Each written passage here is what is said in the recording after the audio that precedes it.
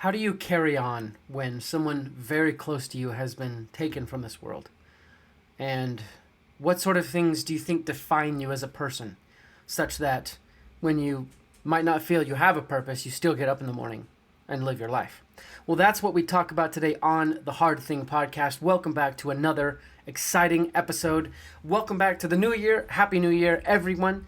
For those of you who are new to the show, I'm your host, Justin Lewis, and I'm here to help you learn meaningful ways to overcome the hard things in your life right now, and in doing so, overcome all the hard things that come in life.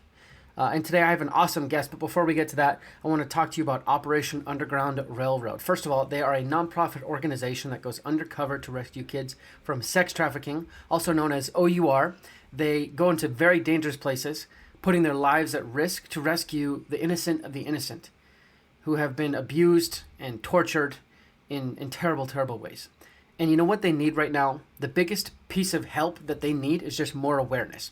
So I'd like to invite you to go to OURrescue.org, learn what they're all about, and just get involved. Now, let me tell you about today's guest, Jay Steinfeld. I have the opportunity of talking with the founder of blinds.com, who grew that business from the ground up and was eventually able to sell it to Home Depot for an enormous profit. But he also recently wrote the book Lead from the Core, which is an amazing book if it's anything like what we talk about today. Today we spend a lot of time talking about core values and learning to really be authentic. Not really authentic, but learning what you care about in life and using that to form your own culture. It's an amazing conversation. I can't wait to get it to you. So without further ado, here's my conversation with Jay Steinfeld. All right. Well, thank you for coming on the Hard Thing podcast, Jay. I'm excited to have you here and have this conversation with you. Justin, thanks for having me. Yeah. And I do have to say Merry Christmas in case we don't see each other before next week, Christmas, but Merry Christmas. Thank you. You're welcome. Same to you. Thanks. Well, let's get started with the question that I ask every single guest. And I didn't prepare you on purpose. I usually don't prepare guests about this question. But Jay, what's the hardest thing you've ever done? Well, the hardest thing, there's a lot of hard things I've done, but probably without question, the hardest thing that I've ever done was continue my business and continue my life after the death of my wife, Naomi, whom I'd been married to for 25 years. We met in college. I was a junior, got married right out of college. I was 22 years old. And she'd been sick with cancer for 5 years. And this was a year after I started blinds.com. So it was really not much of anything at the time, but I had to decide what I wanted to do in life. Would I continue with the business? What made me tick? Could I continue being a father of three? How do I do that? How do I maintain my optimism? Could I ever be happy again? I mean, I was devastated. But what I did was think about introspectively, deeply introspectively, what it is about me that makes me me. And I started reading books and getting help and thinking, why do I exist? What are my core values? Because before, core values for me were these soft, squishy ideals that were created by the HR department and put on a plaque, hung on a wall, and never thought of again. I was an accountant, a CPA, debits and credits, black and white, make money. This was all new. So as I started thinking about it, I realized that I did have some specific core values. And I don't know if we're going to get into all that, but it was because of my ability to understand what my values are and why I wake up every morning and what I do, what my behaviors are as a result of those values, that I was able to persevere. I did develop the grit and created blinds.com, and it became the number one online retailer of blinds in the world. And 13 years later, sold it to Home Depot for a lot of money and stayed on with Home Depot for almost 7 years after selling to Home Depot. Wow. And it's still the number one online retailer of blinds in the world. And we're beating Amazon and everybody. It's awesome. But I will say this, you talk about hard things. It's still hard. And one of the ways I've been able to reconcile that is through understanding the paradox of life.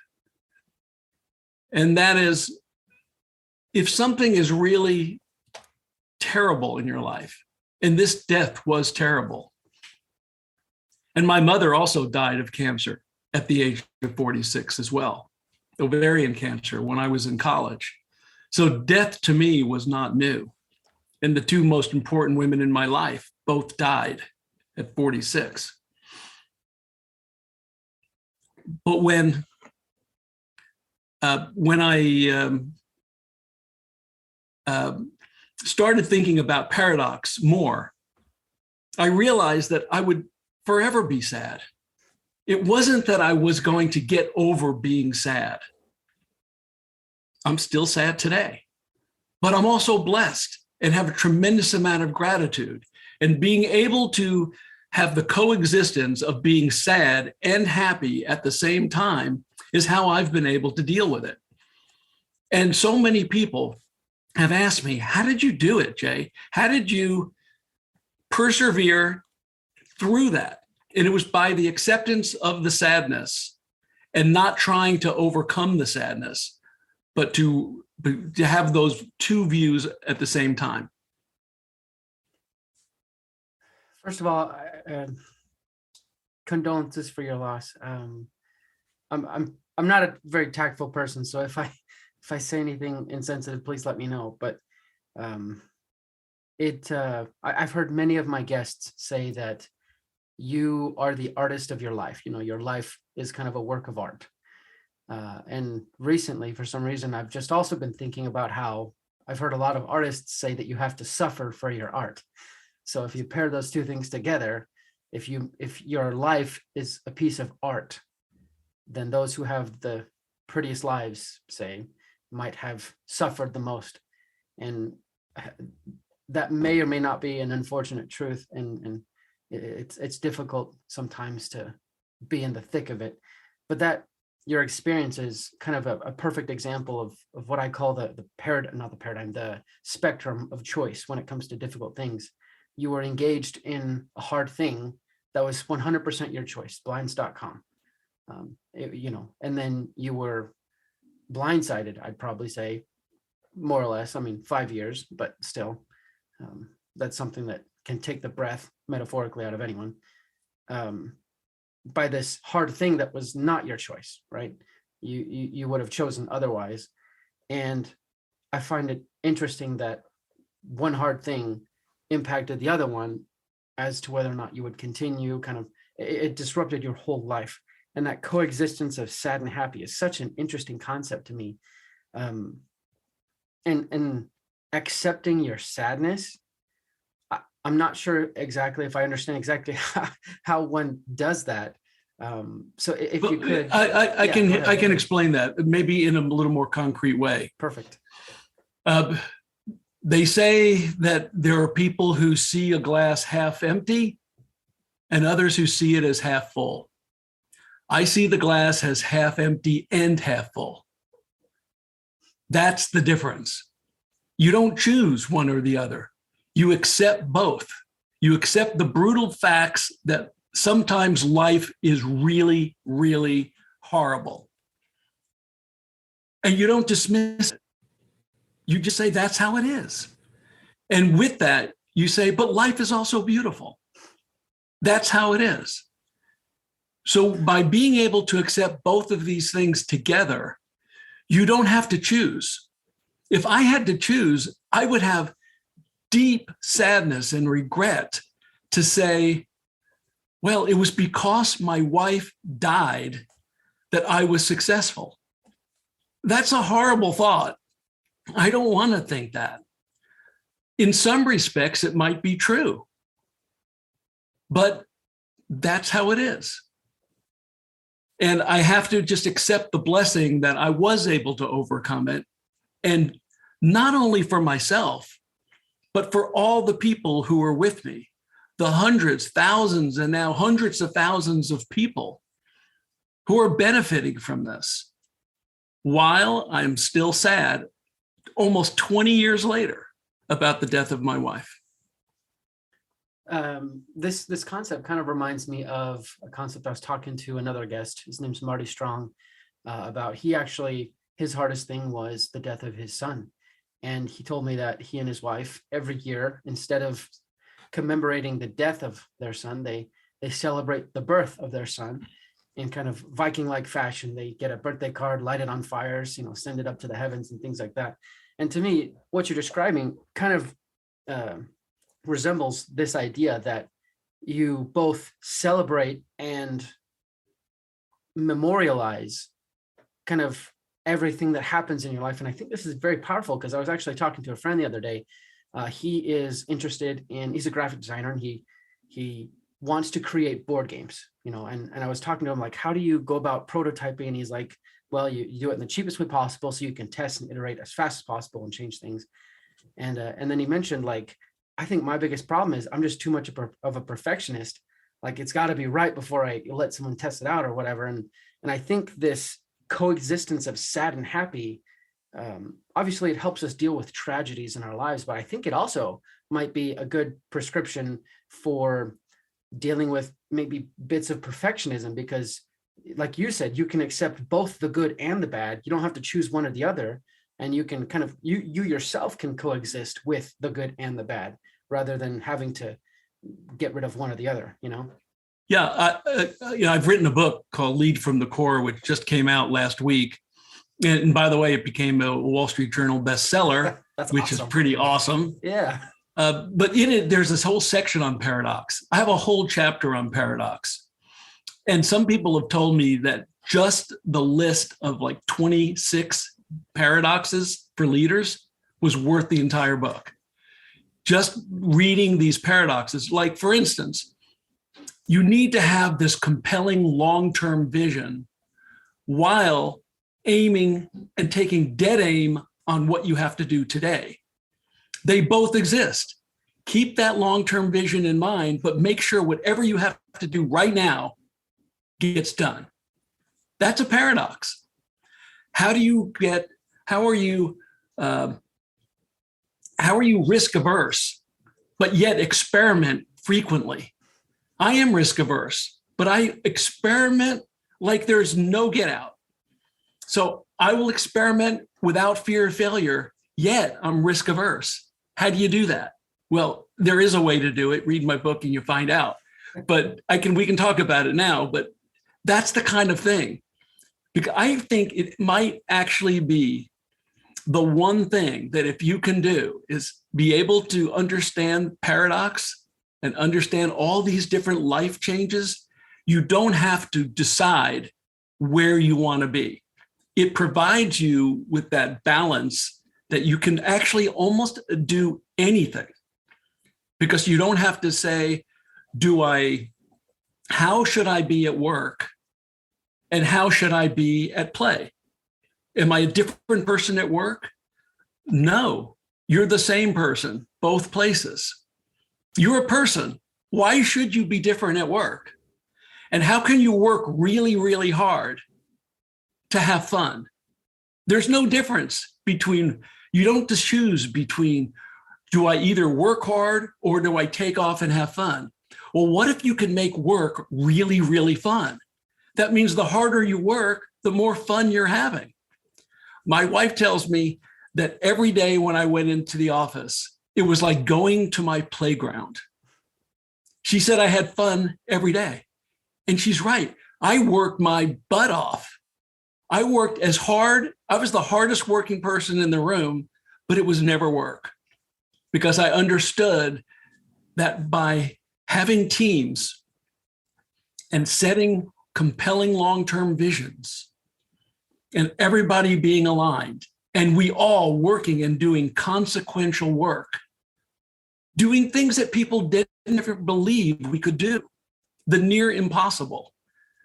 That was fun. It was so fun to do things that people told us we would never be able to do. How could we sell blinds online when people couldn't see them, touch them, measure themselves, install themselves, didn't even want to give their credit card over the phone or online because they were afraid? This was like really early. Yeah. Well, we did it, and we did a lot more. Super fun. That's really fun.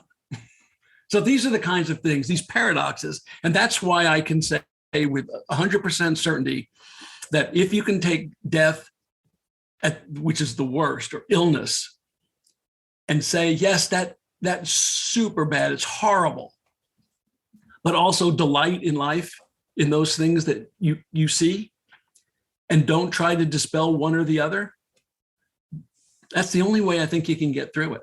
Don't bury it. Don't let it override the glory of what you can be. Just know it exists and move on. That's really powerful, especially because, and I guess I've never really thought about this, but like they are intertwined. You can't get rid of one without getting rid of the other. You can't get rid of death without getting rid of life, because life begets death, and there would be no death without life. Which is really interesting. This, like you said, it's this paradox, and just kind of a curiosity. Why do you think that we as humans just tend to kind of have this either or mentality? Either I am really good at work or I'm really good at my home life. We generally forget that you can sometimes, most of the time, do both, right? Yeah. Well, people provide these stories about themselves. I'm not smart. I'm not fast. I'm not good at this. I am good at this. It's not one or the other. In fact, maybe this will help explain it to you, Justin, and who's there listening right now. My definition of success is not having to have achieved anything, not some extrinsic goal that I have achieved. My definition of success is being in the process of getting better and helping other people around me get better. If that's your definition of success, that means if you can just get 0.5% better at anything today, that's success. If through this podcast, if anybody has improved in any way, just 0.5%, then I have been successful today. You can actually be successful multiple times during the day. So isn't that like the best? Yeah. So if you want to take this paradox again, that means every time you learn something that's bad about yourself, you say, that's bad, but wait a minute, that's good, because now I've got something else I can improve. Awesome. So if you're in business, and we had this here, something a little more concrete, we had a direct mail campaign, and it was hugely successful, but we forgot to send it to half the list. And they came to me and they said, Jay, no. We sent direct mail and we didn't send it to half the list. And I thought, well, it was super successful. Next time we'll do the whole list and just think how much better it will be. And that's really that's the way to think about things. Yeah, we didn't send to the list and that was bad. And why did that happen? Did somebody just make a mistake? Was the list prepared improperly? Was it the system? Was it a process? Let's figure that out so it doesn't happen again. But let's not forget that it was immensely successful. Okay, it could have been more successful, and we've learned from it. It's like experimentation. Mm-hmm. We have these 2 giant test tubes in the office.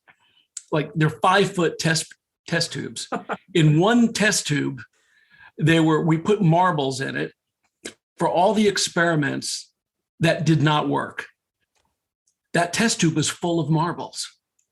In the other test tube, it's the experiments that did work. There's only like 15% of that test tube filled up.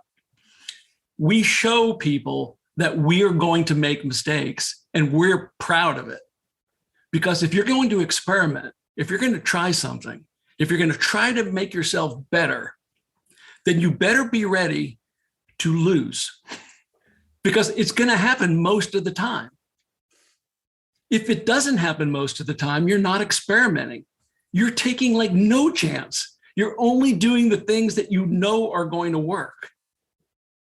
And that's not even fun. What's fun is actually trying things, knowing you're going to fail, and then say, whoa, that worked. Awesome. So that way you're not setting the bar low. You just know that most things are not going to work. And yet you delight in the things that do. And you just accept it. And that's what we did with the test tubes. We had these visual portrayal of how we think. And we did all sorts of things like that to reinforce the idea of paradox, to reinforce the idea of experimentation, to reinforce the idea of evolution, how we were going to evolve every day. And that's what I mean by being in the process of evolving is my definition of success. I think that's so powerful, especially the visual aspect. I mean, if you go back through all the most successful empires of the world, they all had visual representations that helped to reinforce culture, whether for good or bad, admittedly. But in this case, I find that just so evocative of this obvious emotion of excitement, curiosity, when you see a giant test tube and you think, okay, well, how many marbles can we get in the one that's successful? And what do we do with the marbles that overflow out of the one that is for failures? Get another test tube. Exactly. I have to ask, this mentality, I think, can naturally be labeled by some as being optimistic, though I think it's more nuanced than that. Were there ever times or moments where your labeled optimism came in contact with someone who self-defined themselves as a realist, and they found your mentality as somewhat grating? And kind of how did you deal with team members who were less than optimistic, maybe? Well, we got rid of them. I love it. Because the core values for us were so instrumental to our success. If you didn't delight, if you didn't relish in exploration of whatever we could potentially think of, you were not going to last at blinds.com. You weren't. When we hired people, we wanted to know that already within their DNA, that they were an explorer, that they were in their personal lives already looking to improve themselves. We didn't want them to come on because they had the great skill or we liked them. And then we would help them understand that we had a culture of experimentation. We actually tested for that. We'd ask questions, behavioral questions, like, for instance, Justin, give me some times in your life. In fact, give me some times right now that you're doing anything to get better in your personal life. Wow. And if you can answer that, that was a rhetorical. It was a rhetorical question. Okay, sorry. It's rhetorical. So, but that's what we would do. And if they couldn't answer that question, we would not hire them, because we wanted to make sure this person already not just had the propensity, but had the behavior of improving. Because if that means they were improving, that means they had to try something new. They were already experimental and they knew that it might not work, but they were working towards something to improve themselves, which also means they were open to change and wanted to change. Not that they would just accept change as a given or a necessary evil, that they loved it, that it was fun, that they enjoyed the ride of exploring what they could become. And the purpose of our company, literally the express purpose of blinds.com, was to help people become better than what they ever believed possible.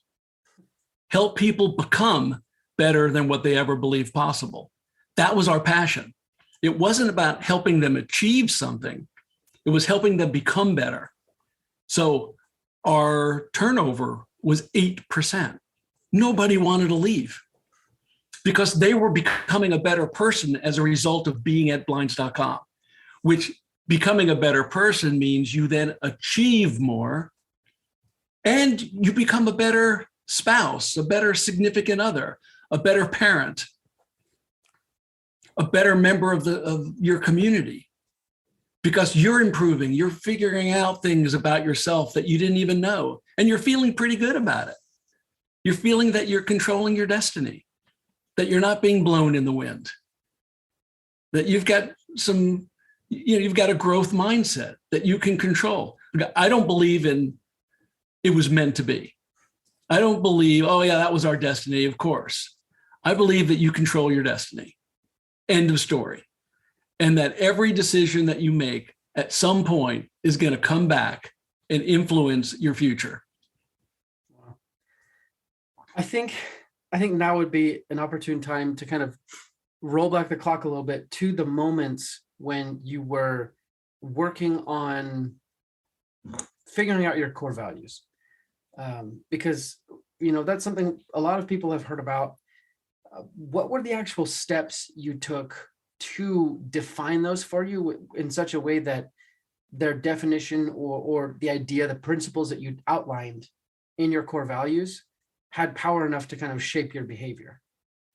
Well, the first thing, of course, was my understanding that I needed to know that. So I had already the not just curiosity, but it was almost a mandate. I needed to know why I exist. What is important to me? What are my priorities? When I wake up, what do I do? Why do I do them? I needed to know that. So what did I do? I started asking people who knew me well, good friends, my first two employees, Sharon and Ann. I said, here's what I think I am. And they'd say, no, that's not you. That's not, you're telling yourself a story. And what you need to do then is create a hypothesis of who you think you are. And you're going to find that over time, you will start crystallizing these things much better.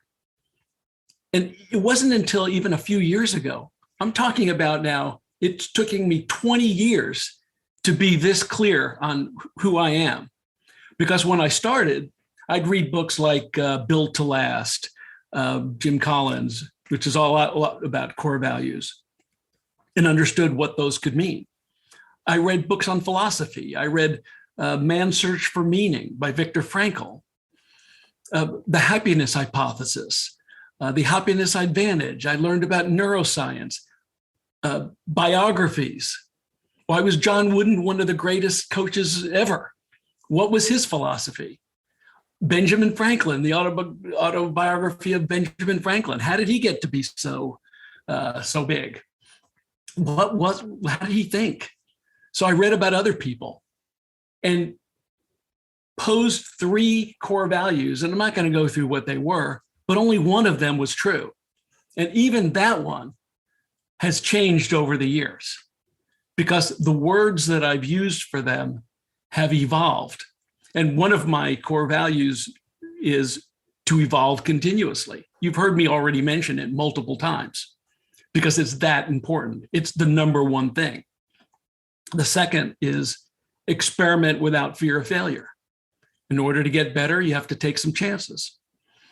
The third is to express yourself. I want to be able to express myself. And in order to have a hypothesis as to what I might want to test, I need data.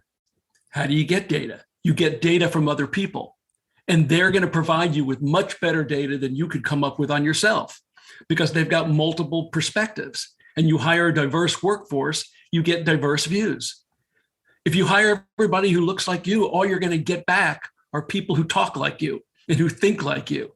And you don't need multiple purpose people of you. You need people who are not you so you can get better data. So that's the third one. And then the fourth is, I've mentioned this, enjoy the ride. And they all start with E, so it's easier to remember. 4 E's. It's evolve continuously, experiment without fear of failure, express yourself, and enjoy the ride. 20 years is a long time. And to me, it makes perfect sense because, I'm actually, my birthday's tomorrow. I turn 28. And being on this world almost 3 decades now, it's kind of amazing how little I understand myself at certain moments when I think I understand myself completely and what really is important. Well, first, let me just give you this advice, even though you haven't asked for it. So it's worth. Go ahead. Now, if you ever think you understand anything completely, then you understand nothing. I love it. Because it's going to change, and there's no way you can understand everything perfectly. Impossible. In fact, when you start a business, you can never have enough information. You can never have enough information. But, here's another paradox. But knowing that you'll never have enough information is enough, because then you can at least get started. So knowing that you don't know everything is great about yourself, because that gives you opportunity to learn more. And as you develop yourself over the years, your whole perspective changes, which means your benchmark changes as well. So what you thought was big when you're 6 years old is tiny when you're 28. Yeah. By the way, happy birthday. Thank you. So everything changes, life changes constantly, data changes, the world changes, you change. So you never understand things perfectly.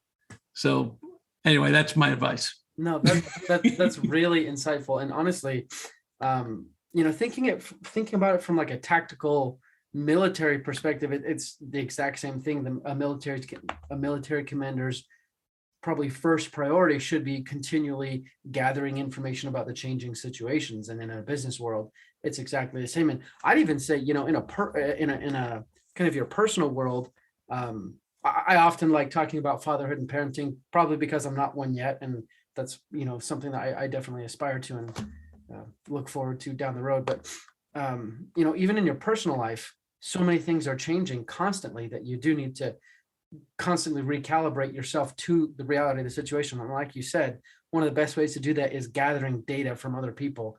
And again, kind of just a curiosity, do you think that's maybe why a lot of companies fail in history of the last 50, 60 years, is that they forget that they constantly need to be learning about changing realities and adapting themselves to those?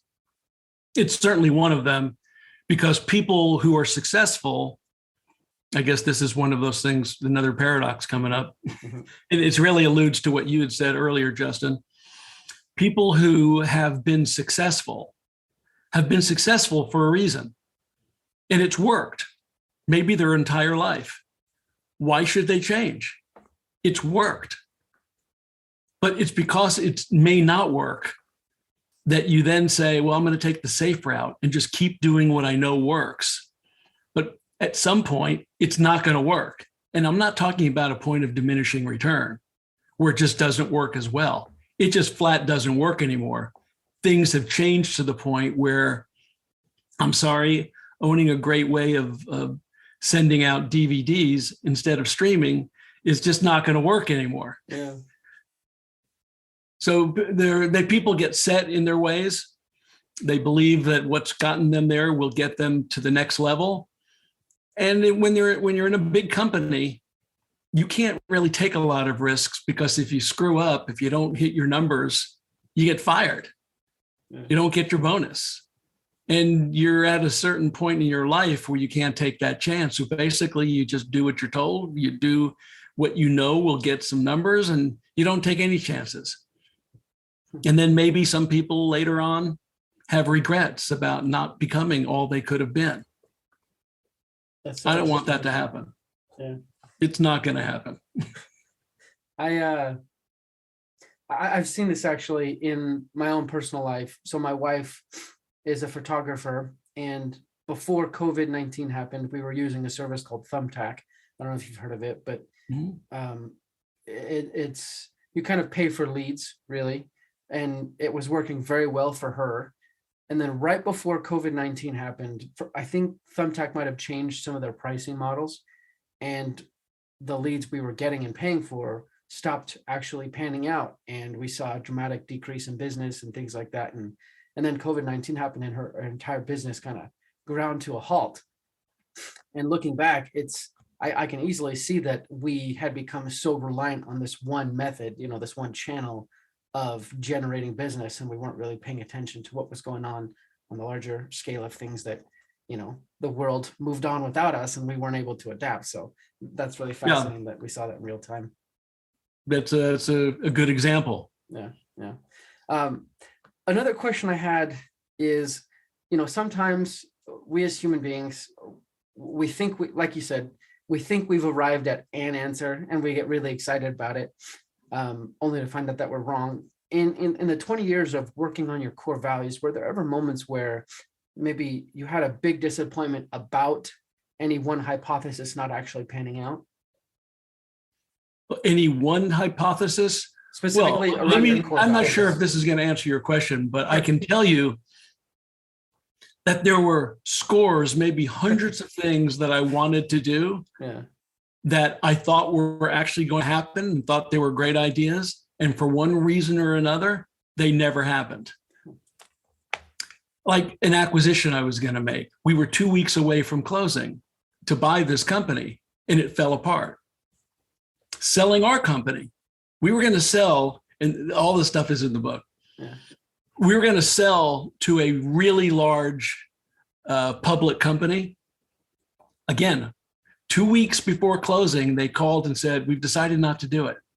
What? What do you mean? I was really thinking of all this money I was going to get. Okay, so what's the point? The point is that you don't actually need all the things that you think you want. And just again, say it didn't happen. All right, now what? What am I going to do with that? What do I do? And as it turns out, that all these things that I thought I wanted, if any of them had happened, maybe even one, then maybe I wouldn't have sold to Home Depot ultimately. Maybe I wouldn't have written a Wall Street Journal best-selling book because of all that. My whole life possibly could have changed because I got what I wanted. So when people ask, is there anything you would have changed along the way? Is there any decision you wish you had never made? The answer is, yeah, I made a lot of what I thought were mistakes, but no, because I'm so happy with where I am that any one of those things, that one variable could have made a huge difference in where we ultimately ended up. If we had made that acquisition, maybe it would have been really a bad acquisition, and maybe it would have hurt us financially. Look, if I had sold to that other company, we wouldn't have made as much money when we sold to Home Depot, which was way more. I thought that was a lot of money. No, that was not compared to Home Depot. And I got to be with Home Depot for 7 years. That wouldn't have happened either. So I think when things don't happen, just go, no, it wasn't meant to be, but what are you going to do about it? And you'll probably end up at the end of your life saying, I am so glad that all those things that I wanted to happen did not happen. I really think I'm going to write maybe a whole book on that, or at least an article on all the things I wanted to have happen that didn't, and I'm so glad they didn't. Wow, that's really interesting. That reminds me of a parable. I think it's a Chinese parable, but farmer has a son who, farmer buys a new horse, right? And his neighbors are like, wow, that's really awesome. Farmer says, yeah, maybe, maybe not. And then the horse escapes, and his neighbors say, wow, that's terrible. And then the farmer says, yeah, maybe, maybe not. And then his son goes and finds the horse and brings back more horses. And his neighbors say, yeah, that's awesome. And he's maybe, maybe not. And then the new horses break his son's leg. And the neighbors say, that's terrible. yeah, maybe, maybe not. And then, the army comes into town and wants to conscript his son, but they can't because he has a broken leg. And his neighbors say, yeah, that's great. And he says, maybe, maybe not. It's kind of this idea that as humans, we're pretty terrible in the short term of judging the benefits of various things. And even sometimes in the long term, I was reading a book lately about the disadvantages of the comfort that we've surrounded ourselves with. And it's a very interesting book by Michael Easter. It's called The Comfort Crisis. Highly recommend it. But kind of switching gears, what were the methods you used to help your team at blinds.com identify core values, live those core values, and propagate them throughout the organization? Well, they didn't identify them. I identified my personal, authentic, real core values. What we didn't do is read in a book that in order to be a successful company, these should be your core values. Yeah. We didn't get together as a committee and say, who do we want to be? What should we have as our core values? No, those are goals. Those are aspirational goals. Those are not core values. The better question is, who are we? And based on the success that we've had, what caused that? What are the things? Let's think about the best things that have happened to us in whatever period of time we've existed. Let's identify those things and find out why we love those things so much. That will give you some idea as to what your core values are.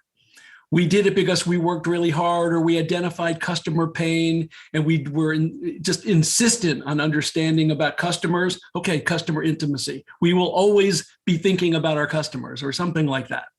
Not we're going to delight our customers. Okay, everybody needs to delight your customers. Just what is your real core value?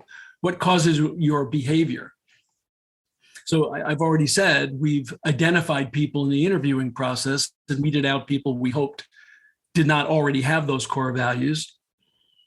And then I've shown you how we've identified these things through artifacts and through big illustrations. Like, for instance, evolve continuously.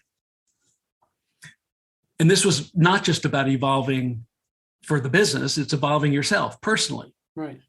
So we had an evolve continuously board, a whiteboard, big one. It's like 7 by 9 feet. And people would write on the whiteboard things that they were doing, mainly in their personal lives, to get better. I want to become a better driver. I want to be more patient with my children. I want to quit smoking. I want to lose 25 pounds. They publicly write these things on the board. And every week or so, when the board got filled up, we'd erase them and everyone would start again and put something new on there. And it was to, one, depict that evolution as a person was important. Two, it was to proclaim to people that, yes, I am one of those people. And this is what I'm doing. And I'm proclaiming that I am going to be more patient with my child. And then people would see this and they go, oh, I see Justin wants to be a better driver. I would see Justin wants to be a better photographer. And they would talk to you about it. Hey, you're taking photography? I'm thinking about taking photography. Where do you take that class?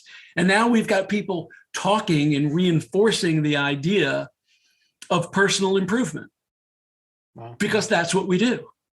That's really cool.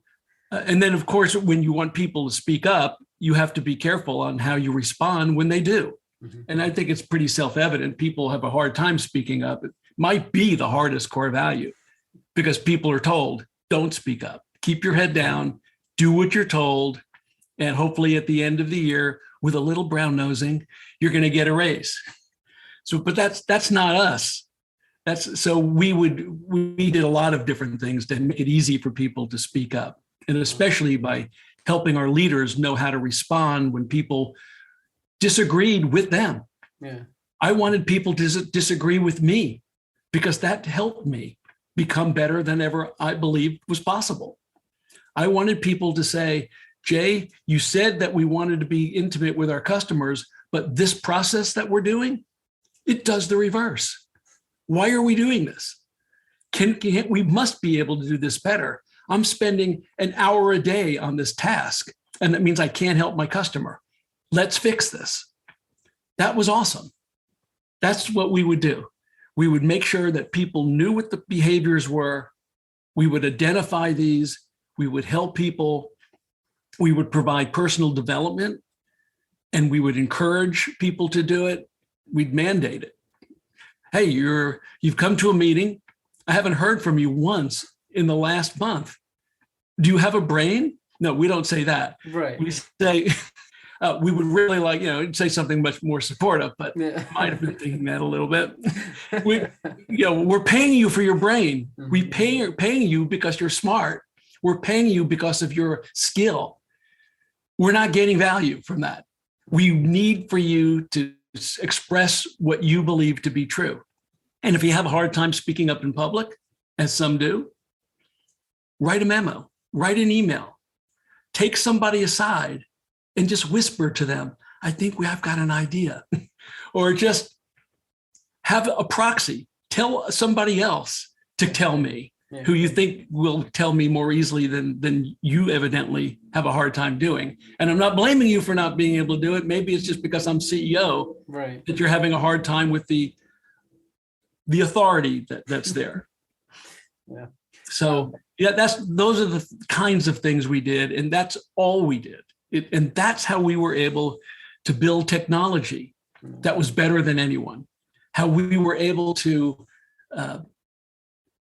sell blinds in hundreds of millions of dollars, and now way more. It's like, it's stupid.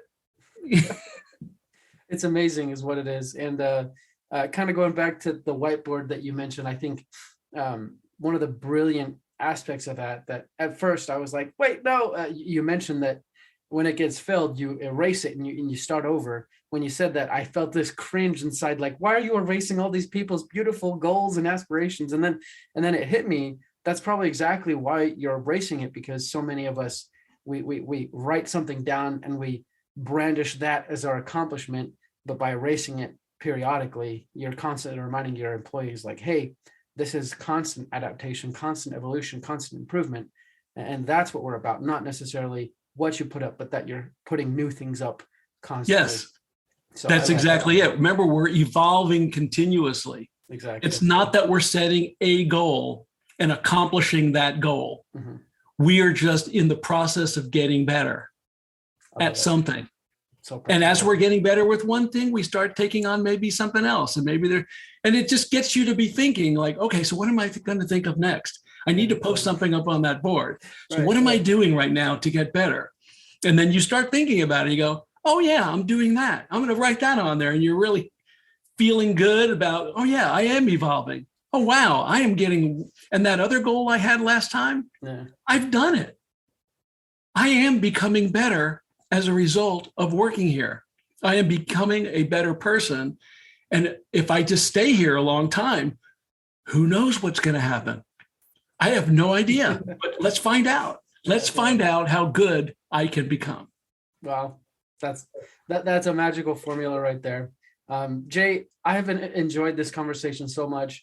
There were a lot of questions that I thought up during the show that we didn't get to, but that's how it goes sometimes. And that's how you've had a great conversation, when after the show, you're sitting there thinking like, oh yeah, and then you kind of keep going over it. But before we let you go, how can people reach out to you, support you, and see what's going on in your life? Well, my website, jsteinfeld.com, is a good place. LinkedIn for sure. I mean, I'm all over LinkedIn. So just connect with me there. Perfect. Buy my book and you'll really understand a lot more about me and all these things we've talked about. And that's available at Amazon, Barnes and Noble, everywhere. Even Target, which was really cool. I was looking, I did a search on my book, and Target came up. I said, really? My book is in Target? That's awesome. That's awesome. I wasn't thinking about that. That's great.